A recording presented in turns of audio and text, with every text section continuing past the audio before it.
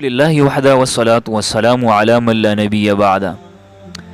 زما ډیرو عزتمندو، نن تاسو ته یوه داسې دعا ښیم چې هغه ډیره انتهایی ضروري ده چې هر انسان یې وایي. تاسو ته معلومه ده چې سرطان یعنی کینسر یو داسې بیماری ده چې دې کې کوم انسان مبتلا شي د هغه ژوند په ختمېدو شي، ورځ د ورځه ضعف او کمزورۍ طرف ته ځي او عقوبت د هغه مرګ راشي. ډاکټران او حکیمان دې بیمارۍ ته له علاج بیماری وایي. د دې نه به انسان څنګه بچ کیږي؟